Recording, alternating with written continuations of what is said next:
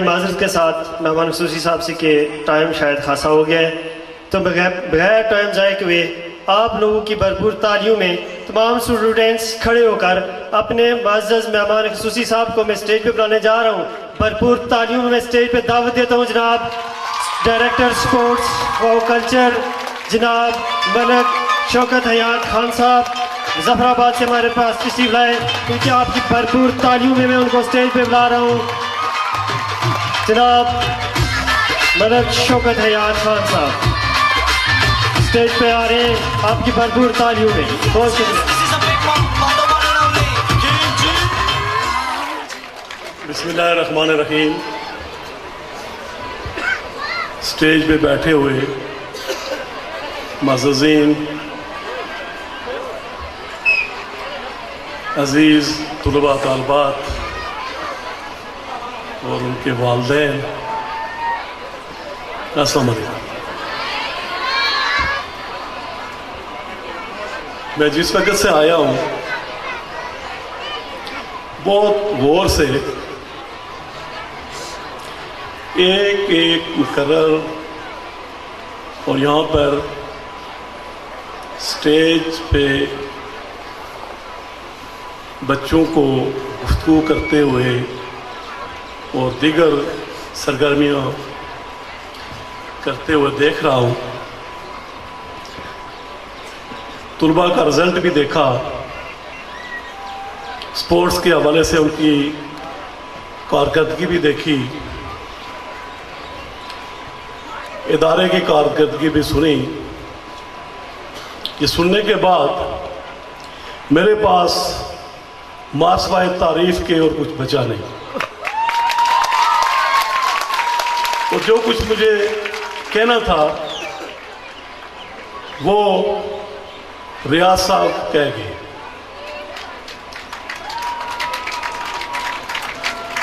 میں نے یہاں پر اس ادارے میں، جو اس ادارے کا نام ہے امام غزالی کے نام سے، میں نے دیکھا کہ امام غزالی کی روح یہاں پر اپنا کام کر گئی ہے۔ میں نے اپنی بچیوں کو شرعی لباس میں دیکھا، ان کی گفتگو کو میں نے مکمل اسلامی سوچ و فکر کے مطابق دیکھا۔ بچوں کو مکمل طور پر اپنی تہذیب و ثقافت کے اندر گفتگو کرتے ہوئے اور یہاں پر رول پلے کرتے ہوئے دیکھا۔ یقیناً اس ادارے کے پرنسپل اور ان کے رفقا کار مبارکباد کے مستحق ہیں۔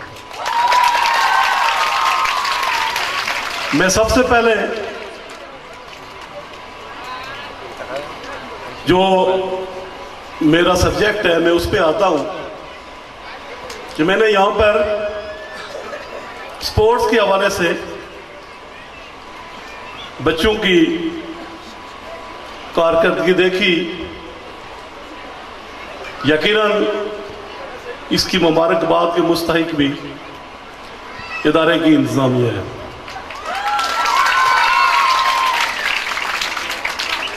مجھے یہاں پر اسکول کی انتظامیہ نے کچھ نہیں کہا، نہ کوئی ڈیمانڈ کی، لیکن میں سمجھتا ہوں کہ یہاں پر سپورٹس سے متعلق سہولتوں کا فقدان ہے۔ آپ مجھے یہاں پر جگہ مہیا کریں، میں آپ کو سپورٹس کا اچھا گراؤنڈ بنا کے دوں گا۔ یہاں پر چونکہ میں نے ایتھلیٹکس کے متعلق بھی میں نے اپنے ہاتھوں سے بچوں کو انعام تقسیم کیے، آپ کو ایتھلیٹکس کا سامان دوں گا۔ ہاکی، فٹ بال، والی بال اور بیڈمنٹن، ٹیبل ٹینس کا سامان بھی دوں گا، تاکہ کل آپ مکمل سہولتوں کے ساتھ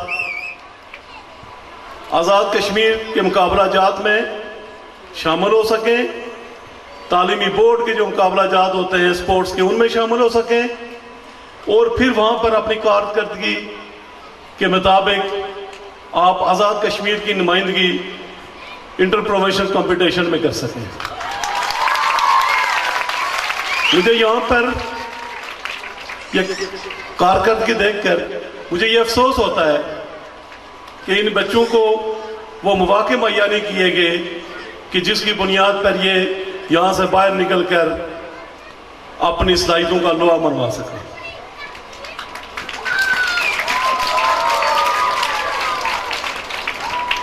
ہم جب یہاں سے گزرتے ہیں، میں راولہ کوٹ کا رہنے والا ہوں، تو گزرتے ہوئے ہمیں ایک انجانا سا خوف ہوتا ہے کہ کہیں دشمن کا گولہ ہماری گاڑی پہ نہ لگے۔ اور ایک دفعہ ایسے ہوا بھی کہ رات کو میں گزر رہا تھا تو فائرنگ شروع ہو گئی، اللہ نے بڑی مشکل سے بچایا۔ اور آپ لوگ جو دشمن کے سامنے سیسا پلائی ہوئی دیوار کی طرح یہاں پر کھڑے مقابلہ کر رہے ہیں، آپ لوگ، آپ کا جذبہ اور آپ کی ہمت قابل داد ہے۔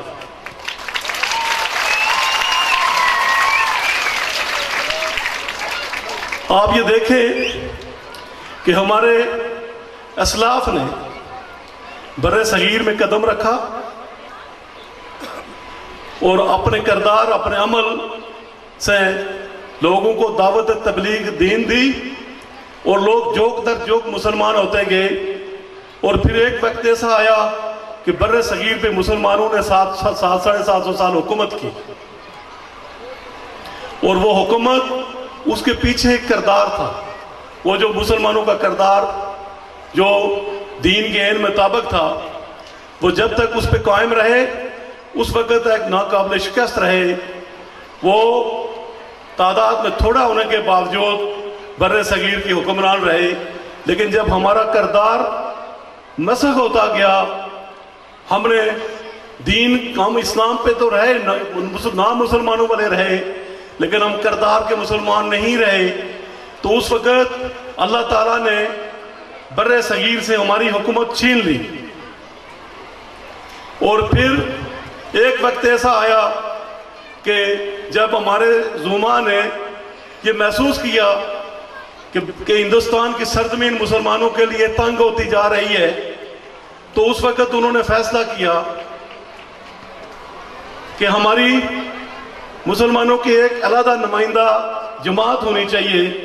چنانچہ انہوں نے 1906 میں آل انڈیا مسلم لیگ بنائی مسلمانوں کے حقوق کے تحفظ کے لیے، اور اس کے بعد 1932 میں یہاں پر ریاست جموں کشمیر میں آل جموں کشمیر مسلم کانفرنس بنی، اور وہ آل جموں کشمیر مسلم کانفرنس سری نگر میں کسی چوک چوراہے میں، کسی ڈانس کلب میں نہیں بنی، وہ سری نگر میں اللہ کے گھر پتھر مسجد میں اس کا قیام عمل میں آیا۔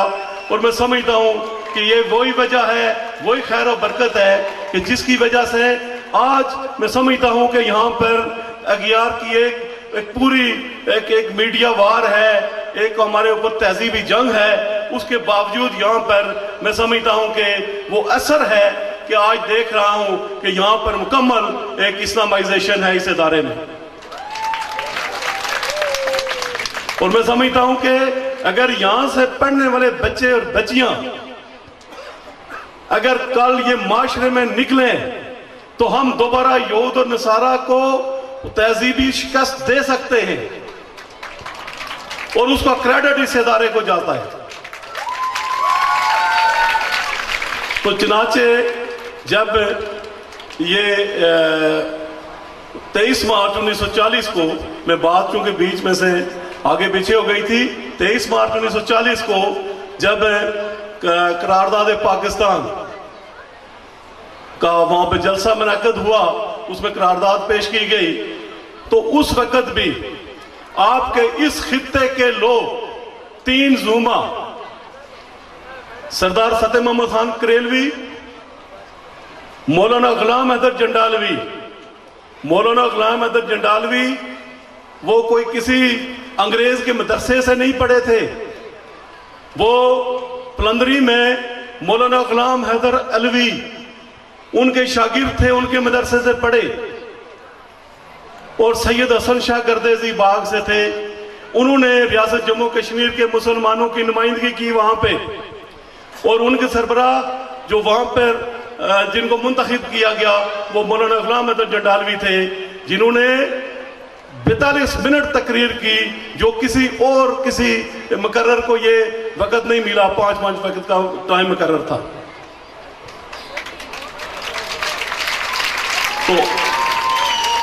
تو آپ ان جو ہمارے بزرگ اسلاف ہیں ان کے وارث ہیں. تو پھر وہ تسلسل بڑھتا گیا.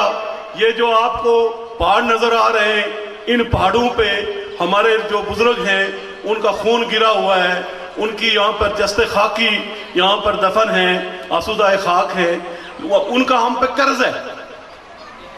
وہ کس مقصد کے لیے مرے،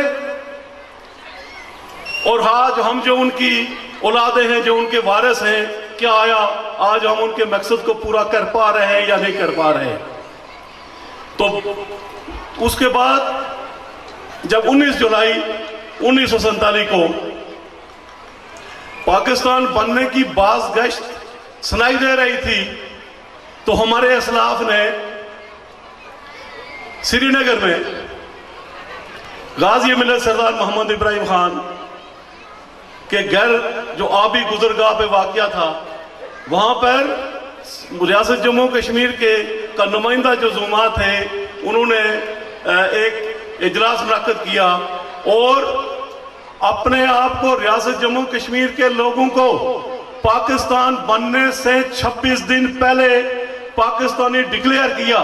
ہم پاکستان بننے سے پہلے پاکستانی ہیں، اور باقی 26 دن بعد پاکستانی کہلائے. اور ریاست اور بر صغیر کی 561 ریاستوں کو ایک روڈ میپ دیا. 562ویں ریاست جموں کشمیر. تو یہ تسلسل پھر جاری رہا قربانیوں کا، اور وہ تسلسل چلتا رہا. پھر 23 جولائی 1947 کو ان بچوں کی طرح ایک نوجوان شخص جس کا پس منظر اسلامی تھا، صوم و صلات کا پابند تھا، میری مراد مجاہد اول سردار محمد عبد القیوم خان ہے. انہوں نے دشمن کو پھر للکارا اور عسکری جہاد کا آغاز کیا، اور ہر طرف جہاد کا جو ہے وہ ایک سلسلہ شروع ہو گیا. اور آج آپ کے پاس جو یہ خطہ ہے، یہ انہی بزرگوں کی قربانیوں کی محرون منت ہے.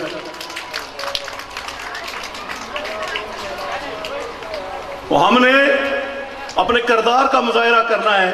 جب ہم اپنے کردار کا مظاہرہ کریں گے تو ہم یہاں سیز فائر لائن پہ خیال ہے 2 کلومیٹر یہاں سے 1 کلومیٹر دور ہوگی. ہم نے اس سیز فائر لائن کو روندنا ہے اور پوری ریاست جموں کشمیر کے اپنے بہن بھائیوں کو آزاد کروا کر ہم نے ایک عظیم پاکستان کو کی بنیاد رکھنی ہے. یہاں پر مختلف نظریات پنپ رہے ہوتے ہیں، لیکن چونکہ جب تک ہمیں اس کی بیک گراؤنڈ میں نہیں جا سکتے ہمیں سمجھ نہیں آتی. یہ 5 انگلیاں علیحدہ علیحدہ ہیں، یہ ہر انگلی کو آرام سے توڑا جا سکتا ہے، لیکن یہ یکجا ہو کر جب مکہ بنے گا اس کو کوئی توڑ نہیں سکتا. پوری دنیا میں ہم مسلمان اس لیے زوبو علی کا شکار ہیں کہ ہم ایک نہیں ہیں.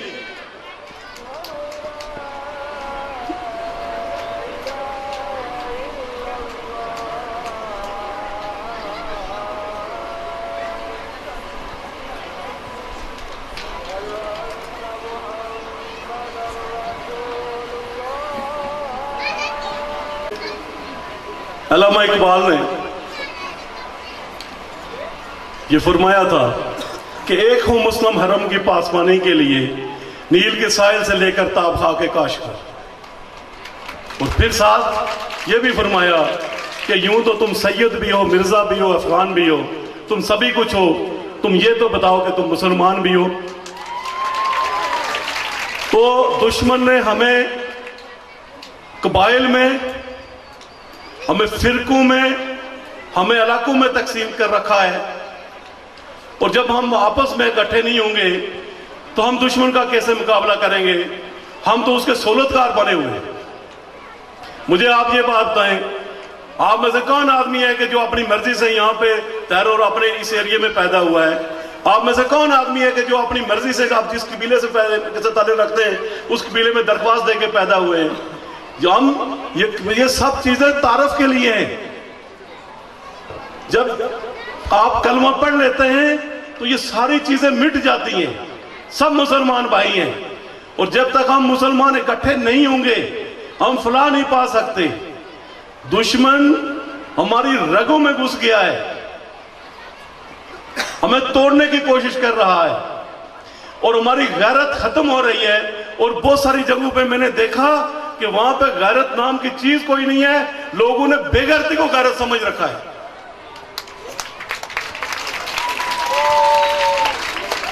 मैं समझता हूं कि ज्यादातर लोगों का कसूर भी नहीं, इसलिए नहीं कि हमारी वो नजरियाती और फिक्री वो जो तालमेल थी वो अरसे से टूटी हुई है, उसको जोड़ने की जरूरत है। मैंने ये भी देखा कि बहुत सारे ऐसे घराने हैं कि जिनके आबो इजाद उनका दीन के साथ अलग था, आज उनकी औलादें ढोल बजाती फिरती हैं, दीन के खिलाफ काम करती फिरती हैं। वो इसलिए कि वो सिलसिला टूट गया, उसको दोबारा जोड़ने की कोशिश करनी चाहिए।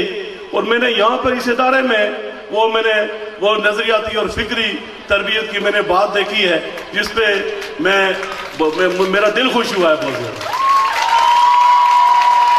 और इंशाअल्लाह इस इदारे में अल्लाह ने अगर जिंदगी दी तो बार बार आऊंगा। और मेरे बस में, मेरे अपने जो मेरा अख्तियार है उससे हट के भी अगर कोई जो मैं कर सका इंशाअल्लाह आपके लिए मैं हाजिर हूं।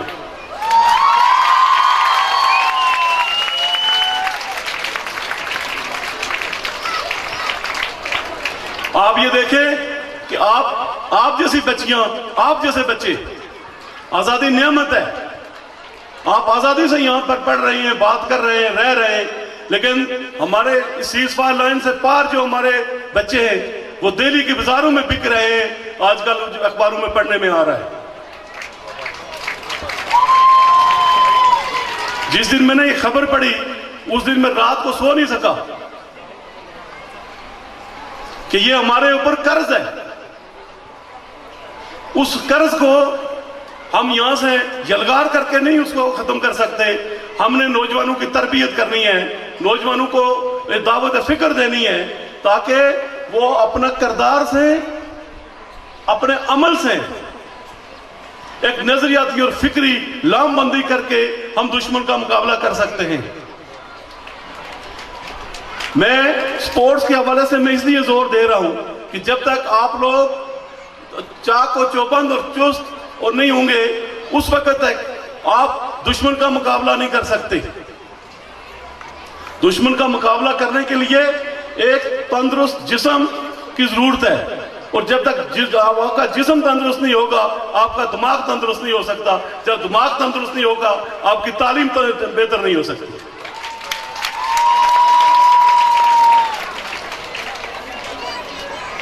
मैं आपको अमीर शरीयत सैयद अताउल्लाह शाह बुखारी रहमुल्लाह का एक वाकया सुनाता हूं कि वो हिंदुस्तान के किसी शहर में किसी दीनी इल्मी अदबी महफिल में गए, तो वहां पर जब वो खाने के लिए बैठे तो एक बंदा खड़ा था, तो उसको उन्होंने कहा कि तुम क्यों नहीं खाना खाते हो, सारे बैठे हुए। उसने कहा मैं शूदर हूं, मैं नहीं खा सकता मुसलमानों के साथ, यहां लोग मुझे मार डालेंगे। उन्होंने कहा मेरे साथ आओ, बैठो मेरे साथ खाना खाओ। उसको हिम्मत नहीं पड़ रही थी। सैयद अताउल्लाह शाह बुखारी ने आलू उठाया अपनी थाली से, उसे कहा मुंह खोलो, आधा आलू उसे कहा आधा खाओ, खाया, बाकी आधा आलू उन्होंने खुद खाया। मुझे बताओ कोई आदमी इस तरह कर सकता है? आज नहीं कर सकते, बहुत कम लोग इस तरह कर सकते होंगे। जब वो खा के اس کو باقی کھانے کی ہمت نہیں ہوئی، بھاگا گھر پہ، اپنے محلے میں گیا، وہاں جا کے پہلے گھر پہنچا، کانپتا کانپتا ہوا، اس نے کہا کہ میں نے آج انسانیت دیکھی ہے، آج میں نے مسلمان دیکھے ہیں، چلو نکلو تیار ہو جاؤ، اور سارے ہم کلمہ پڑھتے ہیں، مسلمان ہوتے ہیں۔ وہ بات اس کے گھر سے نکلی، محلے میں گئی، پورا محلہ آیا، سید عطا اللہ شاہ بخاری رحمہ اللہ کو ملے، انہوں نے کہا کہ حضرت آپ نے یہ جو آگ ہمارے دلوں میں لگائی ہے، ہمیں مشرف با اسلام کر کے اس آگ کو بجھا دیجئے۔ اور سب نے کلمہ پڑھ کے مسلمان ہوئے۔ دین اس طرح پھیلا، دین نفرت سے نہیں پھیلا، دین پیار سے پھیلا، محبت سے پھیلا، ایک دوسرے کے ساتھ دورتیں، نفرتیں، سب چیزیں چھوڑ دے۔ کوئی چہرے کا برا نہیں ہوتا، سب چہرے اللہ نے بنائے، 7 کروڑ اگر مسلمان ہیں، ہر مسلمان کا اپنی ایک الگ خاص مخصوص پہچان ہے، سارے انسانوں کی پہچان ہے، ہر انسان کا انگوٹھا دوسرے سے مختلف ہے پوری دنیا میں، سب مسلمان، اللہ نے اللہ کی پیدائش ہے، آپ سے جو بچہ پیدا ہوتا ہے وہ آپ سے مختلف ہوگا، اس کا انگوٹھا مختلف ہوگا، لیکن آپ اس سے اس لیے پیار کرتے ہیں کہ یہ آپ کے وطن سے نکلا ہے، آپ کا بچہ ہے۔ لیکن آپ یہ دیکھیں کہ جو باقی بچے ہیں، یہ بچے بھی ہمارے بچے ہیں، ہمارے بھائی سے کے بچے ہیں، ہمارا خون ہے، اولاد آدم ہے۔ میں نے یہاں پر آدم سے انسانیت بنتے ہوئے دیکھا یہاں پہ لوگوں کو۔ اس ادارے کے پرنسپل صاحب مبارکباد کے مستحق ہیں، کدھر ہے آپ؟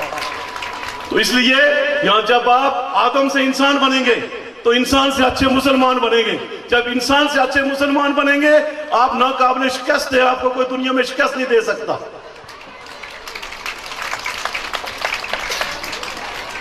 آپ بتائیں کہ ہندو ہے، وہ اپنے اس پہ قائم ہے، عیسائی ہے، یہودی ہے، ایک ہم مسلمان ہیں جو مسلمان ہو کر مسلمان نہیں ہے۔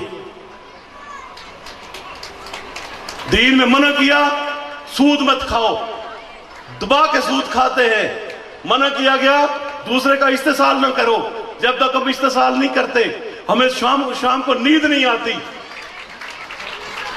اللہ نے جھوٹے پر لعنت بھیجی ہے، لعنت اللہ علی الکاذبین۔ لیکن جب آپ دیکھیں کہ روزانہ اپنا گریباں میں جھانک کے دیکھیں کہ ہم روزانہ کتنا جھوٹ بولتے ہیں، دوسرے کی خوشنودی کے لیے جھوٹ بولتے ہیں، اپنی جعلی بڑائی کے لیے ہم جھوٹ بولتے ہیں۔ میں سمجھتا ہوں کہ اسی طرح اور بہت ساری چیزیں ہیں، جب تک ہم ان چیزوں کو نہیں چھوڑیں گے، نبی پاک صلی اللہ علیہ وسلم کے امتی بن کر ہم ان کی ہدایات پہ نہیں چلیں گے تو بتائیں ہماری فلاح کیسے ہوگی؟ ہمارے یہ جو کفار ہیں وہ اس لیے وہ ہم سے طاقتور ہیں کہ ان کا جو اپنا دین ہے وہ اس پہ قائم ہے۔ آپ دیکھیں کہ یہاں پر برِ صغیر میں فارسی ہماری زبان تھی، برِ صغیر کی سرکاری زبان تھی۔ پتہ نہیں یہاں پر لوگ کیا سمجھتے ہوں گے سر سید احمد خان کو، میں سمجھتا ہوں انگریزوں کا ایجنٹ تھا کہ جی اس نے کہا کہ چھوڑے جی آپ سارے لوگ انگریزی پڑھیں۔ جب انگریزی پڑھی فارسی کا نام و نشان مٹ گیا، محاورہ مشہور ہو گیا، پڑھو فارسی بیچوتے ہیں۔ تو آپ اس وقت کامیاب ہوں گے جب لندن کے گلیوں میں اردو اور عربی کا سکول قائم ہوگا، وہاں بچے اردو اور عربی پڑھیں گے، وہاں پر شلوار قمیض پہن کے لوگ فخر محسوس کریں گے، وہاں پر جو ہے نا وہ آپ کی جو تہذیب و ثقافت ہے وہ اس کو جو ہے اپناتے ہوئے فخر محسوس کریں گے۔ اس لیے وہ اس لیے نہیں کرتے کہ ہمارا کردار نہیں ہے، آپ اپنا کردار بنائیں بھائی، ہم ان کے کردار پہ فخر محسوس کرتے ہیں، اس کو اپناتے ہیں، کہتے ہیں مسلمان۔ تو یہ ساری چیزیں غور و فکر کی ہیں۔ اس لیے دنیا میں دیکھیں ہمیں یہ جو آگے بیٹھے ہوئے انہوں نے اگر آپ دیکھیں طبی عمر ہی دیکھیں تو 20-30 سال جینا ہوگا، کسی نے 50 سال جینا ہے، 100 سال جینا ہے، لیکن آپ دیکھیں کہ ہم یہاں کیا چیز یہاں سے کما کر جا رہے ہیں کہ ہم آگے والی جو ہمیشہ کی زندگی ہے اس کے لیے جو ہے نا ہم اپنی کیا کیا کمائی ہے ہمارے پاس، غور و فکر کریں۔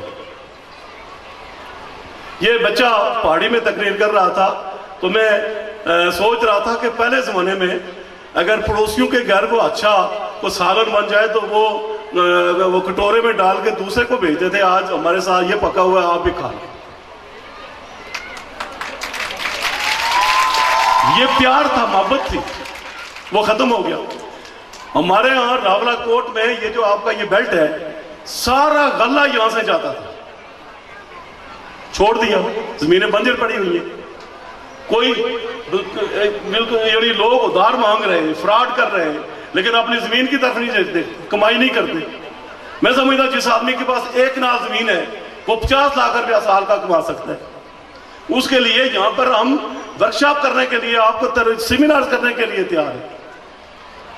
میں یہ پچھلے مہینے گلگت میں تھا تو وہاں مجھے گلگت والے دوست ملے تو کہنے لگے جی کہ آپ تو بہت نالائق لوگ ہیں جی، آپ کے پاس تو پانی بھی ہے، زمین بھی ہے، ساری سہولتیں موجود ہیں، ہمیں نہ زمین ہے، سب پتھر ہے، تو ہم ان کی وٹ بندی کر کے کولے میں جو ہے نا لگا کے تو ہم اس میں پانی لگاتے ہیں اور اس سے کمائی کرتے ہیں، ہمارے سارے سال کا خرچہ اس سے چلتا ہے، کماتے ہیں۔ تو میں نے وہاں پہ سروے کیا کہ گلگت میں نے یہ پرائیویٹ کلینک نہیں دیکھے، وہ میڈیکل سٹور وغیرہ ہیں، کلینک نہیں ہے، ایک سی ایم ایچ ہے، میں جس کے باعث میں گیا وہاں پہ تو وہ ویران تھا، وہاں پہ کوئی جو ہے نا وہ مریض نہیں تھے۔ وجہ یہ ہے کہ وہاں پر سپورٹس کا اتنا اس طرح کا انفراسٹرکچر نہیں ہے، لیکن لوگ کھیتی باڑی کرتے ہیں، صحت مند ہیں، تندرست ہیں، ان کے اسپتال ویران ہیں، ہے ہی نہیں ہے، پیسے کماتے ہیں، باعزت رہتے ہیں، لیکن ہم نے یہ اپنے آپ کو ایک اس میزریبل لائف میں ڈالا ہوا ہے کہ ہمارے پاس اب سوائے مرنے کے کچھ ہے ہی نہیں ہے، اور اگر کہیں خوش قسمتی سے ہاسپٹل پہنچ گئے تو ٹھیک، ادروائز راستے سے ہی وہ ہمیں ایمبولینس واپس لے آتی ہے۔ اس لیے آپ کو یہ جو اللہ نے آپ کو جس اللہ کے عرش پہ ہیں، جو آپ نے اپنے نام کرایا ہوا ہے، وہ ادا سے چلا آ رہا ہے، اس کے ساتھ انصاف کریں، اس سے کمائیں۔ اگر آپ اپنی اس زمین سے کمائیں گے، اسی زمین کا نکلا ہوا کھائیں گے، دوسرے کو بھی کھلائیں گے، تو آپ کو اس زمین کی تاثیر کی ایک دوسرے کے ساتھ محبت پیدا ہوگی۔ پہلے کیوں محبتیں تھی؟